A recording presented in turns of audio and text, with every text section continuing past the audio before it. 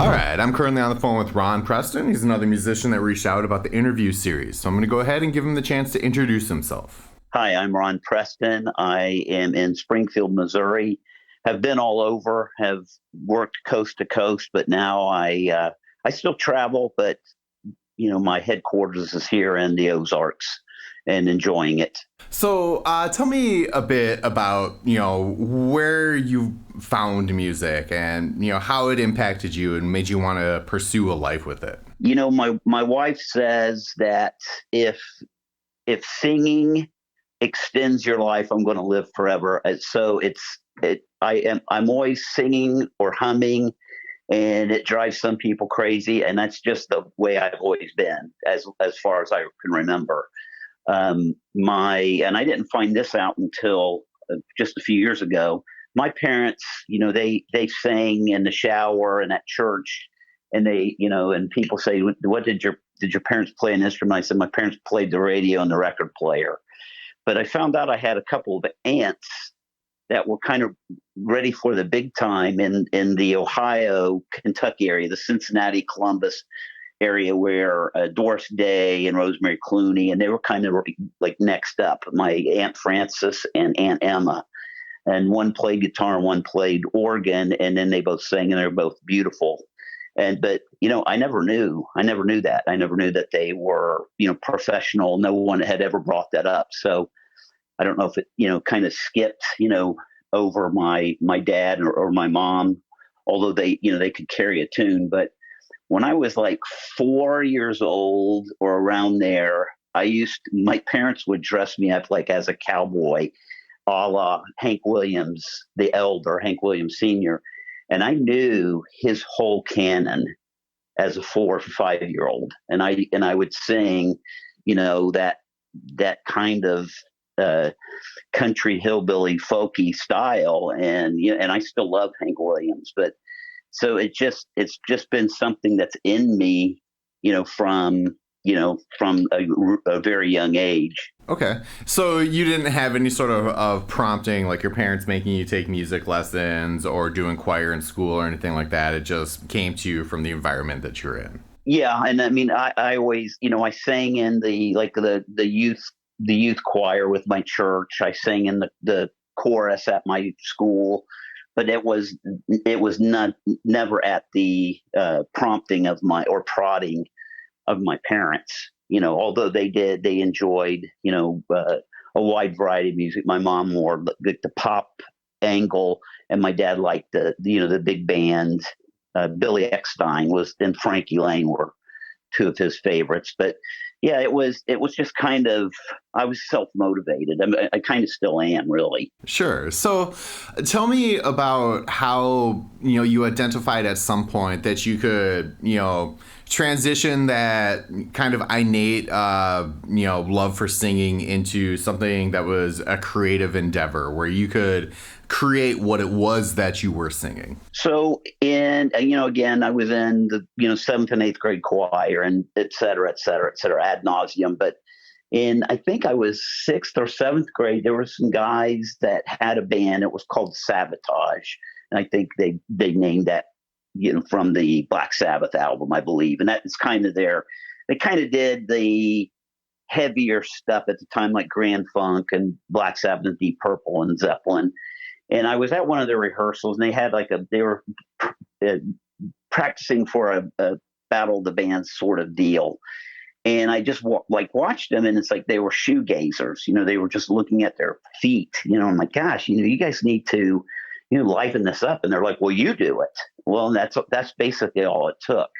So, from then on, it's like, I hate to sound like manipulative, but the angles, was like, I need to do this, and I was an actor as well. I did commercials and stuff as a kid, and that was kind of a thing. It's like I didn't really go for the musical type thing. I mean, I did musicals, but I really can't stand them. I don't like them, but I do acting and I do music, and it's like, if it's the musical theater is not my cup of tea. I mean, God bless anybody that wants to do that. But yeah, it was like and it's like, and you can make money at it, and if the rough thing is, even in LA, because I was in LA for 25 years, and the cover bands, I mean, you can make a killing, and you can still do that all over, probably all over the world. But if you want to introduce original stuff that you write, it's really difficult. Even if people like it, your bandmates just don't. Like a lot of musicians, I guess they don't have that urge to create something out of thin air, basically. And I was told so many times, it's like, hey guys, I'm going to start my own band and play my own songs. Well, you can't do that. Nobody's ever done that. It's like, really? Nobody's ever done that? It's like, have you heard of the Beatles and the Rolling Stones and Led Zeppelin and the Who and, et cetera, et Right. cetera? It's like, those songs came from somewhere. So, I'm not saying I'm on par with them, but it's like, you have to take that leap at some point. Everybody, and because you're into music yourself. So it's like, you have to have that belief in yourself, even if it's blind faith. But it's like, I love the Stones. That's my favorite group. But, I could only do Jumpin' Jack Flash so many times before, it just was repellent to me. So, Well, even in those situations where, you're practicing and playing inside of a cover band, as you kind of just suggested, you get to a point where you want to create something new in order to perform something new. mhm. And yeah, exactly.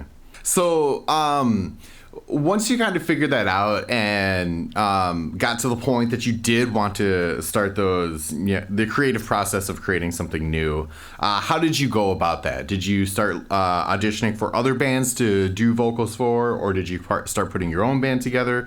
What was that next step? So yeah, that's a great question too, because it's really you hit on it. It's kind of like you took the thoughts right out of my head. It's like, your first thing is like, well, there's got to be some other guys that want to do original stuff, and I could incorporate my stuff in that as well. So that was, but a lot of, especially in LA, well, maybe it's everywhere, but well, I started this band and we're going to play my stuff. And it's like, oh, I understand that. It's like, but, so I went that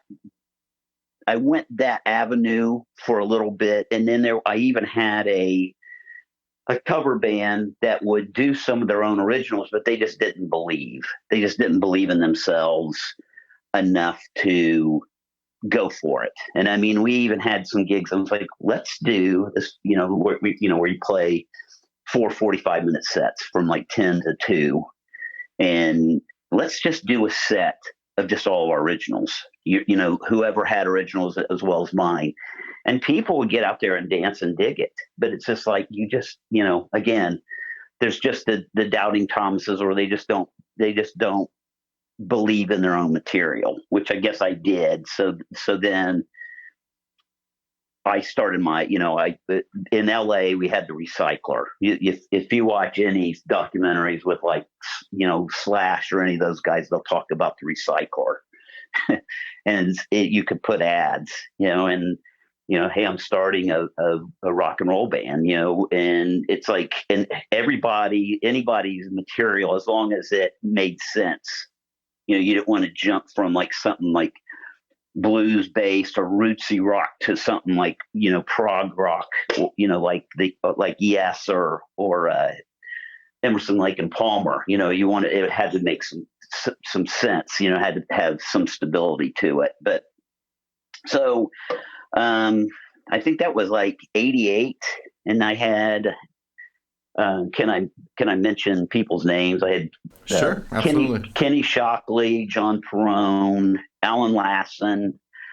Kenny Shockley, he's disappeared off the face of the planet. I can't get a hold of him. I've searched everywhere. John Perone passed a couple of years ago, but I still play with Alan. Alan lives in Oregon, and we still get together and play, like once a year. But I think, it was like I was the driving force, and other people wrote, and we were a really good band. The band was called The Blame in the late '80s, early '90s in LA, and we opened for, we shared bills with all kinds of great acts, Stray Cats, Guns N' Roses,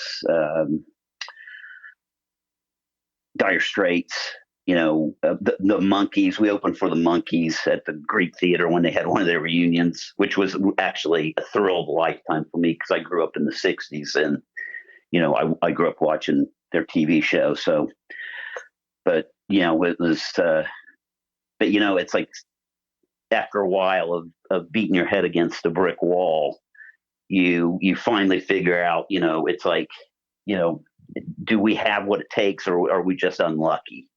And I can't remember the label, but we had some label interest, and it was a big label. I can't remember. I think it's what's that called? Some kind of amnesia where it's like you try to forget it, but grunge had just become the thing. And it was like, man, we really like your stuff, but you're not Pearl Jam. That was that quote unquote. It was like, so I took a little break. Okay. So that kind of is some good detail about, how you kind of got out there, started looking for stuff, and then also kind of formulated the type of music that you wanted to get into. How do you feel that has kind of gotten you to where you are now, and what projects are you working on? So I still write, and I said I took a break. I took a break in the mid '90s, and my wife and I had a couple of kids, and and I was devoted to my children to the point, where my wife finally says, "Geez, you need to get out and do something, besides just working." So Alan and I started playing music again, but. And I have not. I mean, I can't. It's like it's hard to grade like what period of your life you wrote the best songs, but it's like I've just continued to consistently write, compose music and write songs, throughout that, up to this point. So, we moved to the Midwest. So we moved to the Ozarks from LA in 2005, and honestly, I really thought that I was done chasing after this. I tell people that I thought I was, at that point, pretty much set financially for the most part, but I was riding off into the sunset. And we stopped at a burger place in Nixa. They supposedly have the best burgers in the area, and we stopped in, and it was me and my wife and my two kids, and there's a stage and there's all the equipment, there's the lights, and I'm like, oh my gosh, because anytime I see it, even if it's an instrument I don't play, if I walk by a storefront and I see a horn or a violin, it just gives me a rush. So I see this stuff, and I ask that waitress, she comes over to take our order, and I says, oh, you have live music? She says, why do you play? And I'm like, yeah, but, oh, do you have a CD? Yeah, but, that wasn't my purpose for asking, but I go get the CD. I bring it into her. The next day, the owner calls and says, hey, do you want to play solo acoustic 3 nights a week? I'll pay you X amount of dollars, and all you can eat, all you can drink, and tips. I'm like, I thought I was done with this, and, hadn't done the solo acoustic stuff. So that was a new challenge, but it's, I still play with other musicians, but the solo acoustic thing has kind of been, what I've done since then. So what's that, 17 years, the last 17 years. And it's kind of scary at first. But actually, it's scary all the time because you don't have any buffers. You don't have anyone around you. It's just you yourself, me, myself, and I. It's like, if there's a wonky note, or, you forget the lyrics, it's like, it's you. That kind of ties back into what you're saying about having the confidence in yourself to believe in your material. Yeah, and it's like I'm actually going to do a Facebook Live thing this evening just because I just wanted to, and I'll do a wide variety of genres, but I'll do a fair share of my own stuff. It's like to play a couple hours.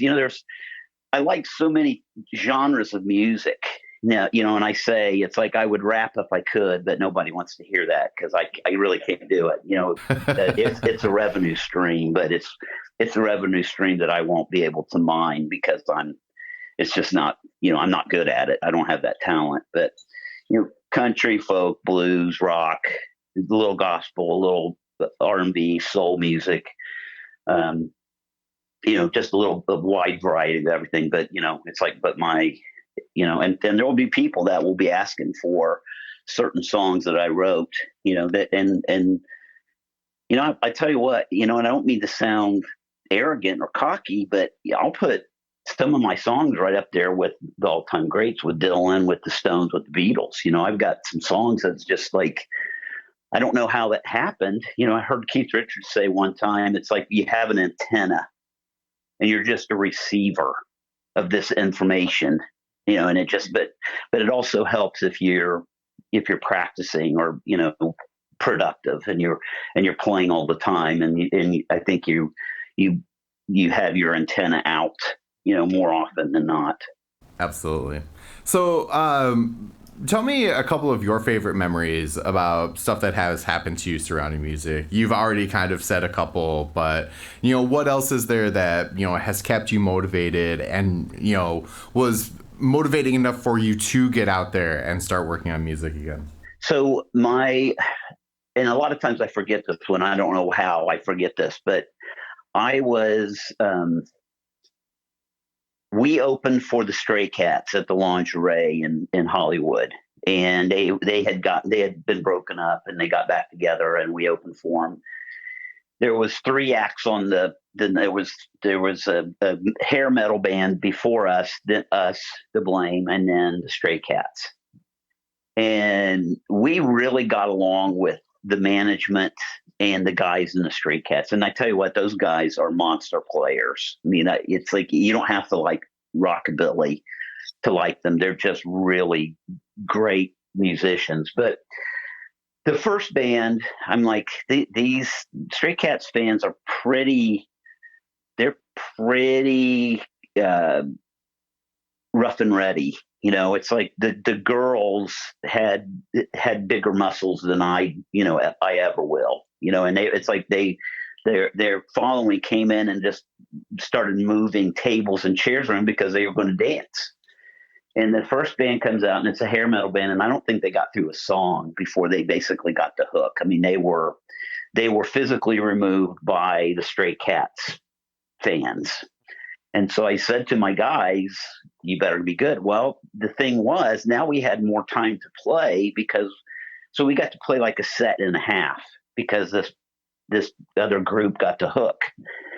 And we went over really well. It's really rootsy rock. I would say like Stonesy CCR kind of stuff, and that's probably still not stating it properly, but went over really well. So that week, the manager of Stray Cats, and he's also Brian Setzer's solo manager, and he called me up and he's like, "Hey, I really enjoyed you guys. I want to ask if you would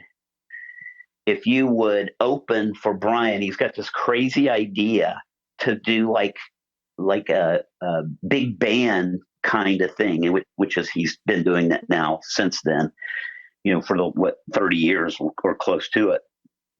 Brian Setzer's, what is it called? The big band. It's like a swing band, but and he said the magic words, and I'll pay you. But he didn't want my band. He just wanted me. So this was the first time it was, I'd bust, I played on street corners for change or whatever back in the day. But, this was opening for Brian Setzer and his swing band. And it was at the Palomino. And there was just like it was at the Coconut Teaser for the Stray Cats, there was lines, that for a mile, no exaggeration. So we get in there, I do a set of my original stuff, and I got an encore. And so I picked as an encore, Dead Flowers by the Stones as an encore. And so it went down really well. I went to the green room, and there's Brian Setzer. he's talking to um, Richard Belzer and now I can't think of the guy's name. Um, oh gosh, I just had a senior moment. I hear you knocking, but it's like, what the heck is his name? I can't think of his name. Um, but he's a rockabilly guy. He was signed to Zeppelin's label, and Dave Edmunds. Sorry about that. So he's Setzer's talking to Richard Belzer, the actor comedian, and Dave Edmunds, who I really like. And he excuses himself, and when he saw me walk in, and he comes over and he shakes my hand. He goes, "That was a great set." He said, "I just want you to know, the Stones are my band. Keith Richards is my idol, but you did Dead Flowers better than the Stones. Okay, you can take me now, God, because it's like, you know." So that's probably it. That's probably the pinnacle. All right. So you mentioned that you do live streams via Facebook. Where else can people, take a listen to your stuff and follow you? So you can go on SoundCloud, and it's under Ron Preston. You can also go to Reverb Nation. I have 3 Facebooks. I have Facebook Ron Preston, and I don't know. It's like there's probably a bunch of Ron Prestons out there, but there's also Preston artist page, and then there's Cover of the Rolling Stone. That was a show that I did in Branson, which was maybe a little bit ahead of its time, but it was the first classic rock show in Branson. But it was well received for the most part, for the Branson area. It's kind of Branson is kind of stuck in a time warp a little bit, but I think that's it. Reverb Nation, SoundCloud. I have a Twitter. I've got all that stuff. I tell you what, Facebook has been really kind. It's like I wasn't really into the censorship that they've displayed the last couple of years. So I've just, I don't get into the politics anyway, but man, I've gotten so many gigs, acting and music from Facebook. So, it's it helps to have a social media, to be out there and have a presence doing that. I probably could do more, but I'm getting ready to turn 63. So, and honestly, you had said something about, where do you want to go? Where do you see yourself? It's like, I still want to be, the Beatles or the Rolling Stones. And I know people think, well, you're 63. Well, Mick Jagger's 79, and he's still dancing around on stages. Again, not put myself anywhere in their orbit, but it's like, what else are you going to do? The blues guys did it until they died. There's no, I don't know. I don't think there's a shelf life. I think you just keep doing what you want to do. And if you're lucky, like me, blessed, fortunate, lucky, whatever you want to call it, you can make a few bones, doing it. So I totally agree. It seems like in the music industry, there's this notion that at some point you have to give up if you haven't made it. And I don't see it as a zero something like that. I see it as, as long as you're getting your own fulfillment out of what you're doing, then it doesn't really matter what the overall industry thinks of what you're doing. I record an album like every year or every other year and release it, and I sell, dozens of copies. It's I'm not platinum or gold, but I make enough to pay for the process, and it's kind of a vanity thing, but it's like, there's people that like it. There's people that like what I do and they appreciate it, and then I appreciate them, and I think that there's always going to be that. I think people are a lot kinder and more impatient and tolerant than people might think.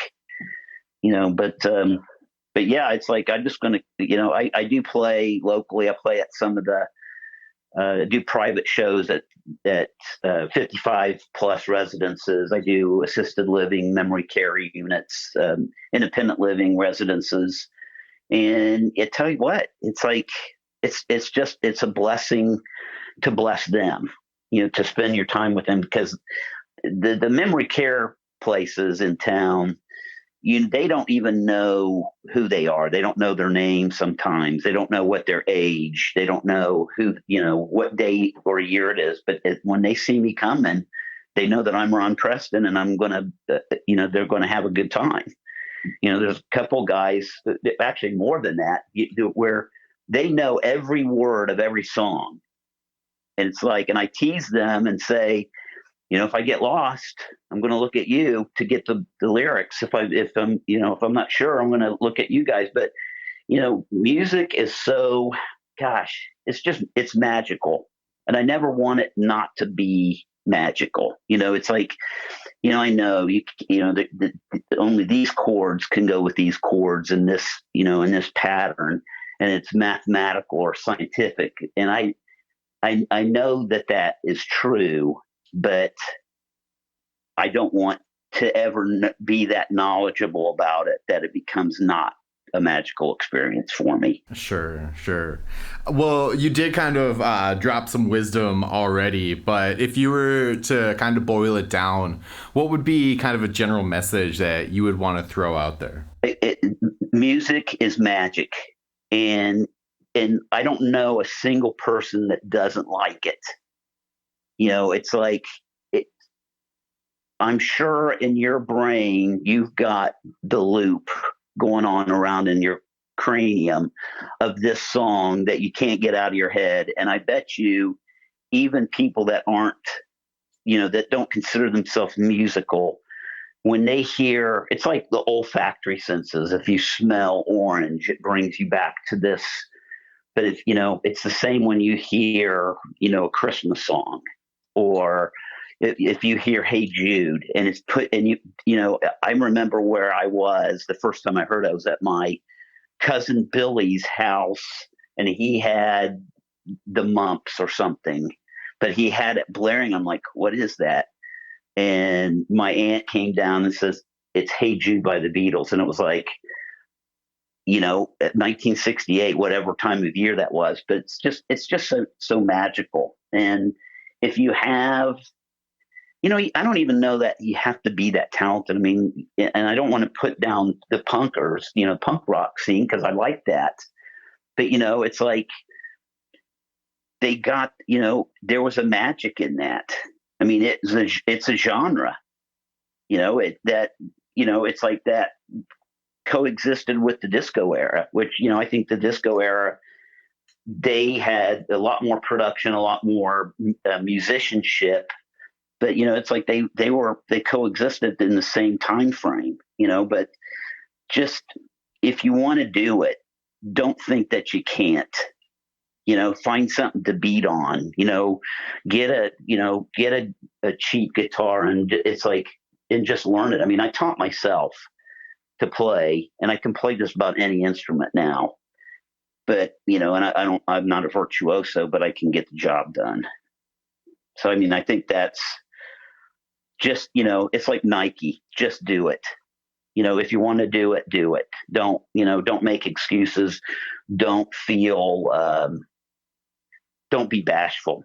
Just go make a joyful noise, or not so joyful noise.